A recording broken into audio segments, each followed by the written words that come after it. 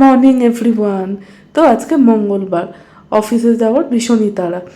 কালকে তো বৃষ্টি হয়েছিল অনেক রাত পর্যন্ত। দেখো আমার গাছে কত সুন্দর একটা ফুল এসেছে, আর অনেকগুলো কুড়িও হয়েছে। সেই জন্য আমি তো অফিসে যাব, চান টান করে রেডি হয়েছিলাম, গাছ থেকে ফুলটা তুলে নিয়ে চলে গেলাম আমাদের মন্দিরে। মায়ের পায়ে পুজো দিয়ে দিনটা শুরু করলাম। এই ঠাকুরটা আমার ঠাকুমা নিজের হাতে বানিয়েছে, উল দিয়ে ক্রস স্টিচের কাজ করে। সেই গল্প তোমাদের নয় আর একদিন বলবো কী করে বানালো। তো টিফিনের জন্য রাভা টোস্ট বানানোর একটা ইচ্ছা ছিল, সেই জন্য সুজি, টক দই, নুন, চিনি, হলুদ, লঙ্কার গুঁড়ো দিয়ে সুজিটাকে রেস্টে রাখলাম। 15-20 মিনিটের জন্য রেখেছিলাম, আর একটু বেশি রাখলে ভালোই হতো, কিন্তু হাতে অত সময় ছিল না। তারপরে পাউরুটিতে ভালো করে মাখিয়ে একটা তাওয়াতে হালকা করে সাদা তেল গরম করে সেটাকে একটু কড়া করে ভেজে নিলাম।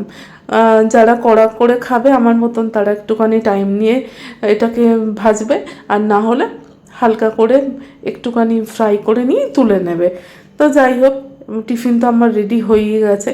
এরই মধ্যে আমাদের পাশের বাড়িতে একটা দিদা বিয়ে বাড়িতে গেছে, তো তার একটা বিড়াল আছে যার নাম পুটপুটি। পুটপুটিকে খেতে দেওয়ার দায়িত্ব মায়ের উপরে দিয়ে গেছিলো।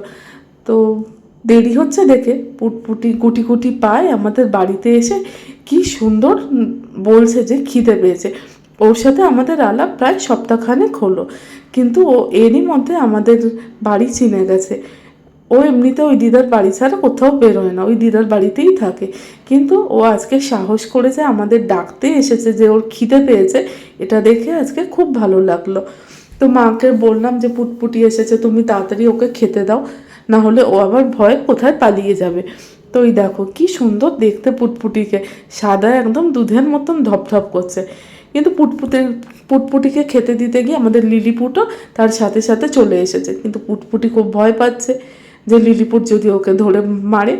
সেই জন্যই পাঁচিলের উপর উঠে গেছে, আর কি সুন্দরভাবে ডাকছে। ওর গলার আওয়াজটাও একদম পরিষ্কার করে বেরোয়নি, এত ছোট।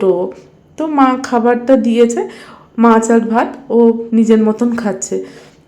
দেখে আমার তো মনে হচ্ছিলো আর একটু দাঁড়িয়ে দাঁড়িয়ে দেখি, কিন্তু এদিকে তো অফিসের জন্য দেরি হয়ে যাচ্ছে। সেই জন্য বাড়িতে এসে নিজে রেডি হয়ে অফিসের কাজে বেরিয়ে পড়লাম। যাওয়ার সময় আবার পুটপুটিকে একটু দেখে গেলাম যে ওই দিদার বাড়িতেও একটা টেবিলের উপর বসে আছে। তো মা পেছন থেকে বলছে তোর অফিসে দেরি হয়ে যাবে, তুই তাড়াতাড়ি চলে যা। তো এখানেই আজকে গল্পটা শেষ করলাম। টাটা।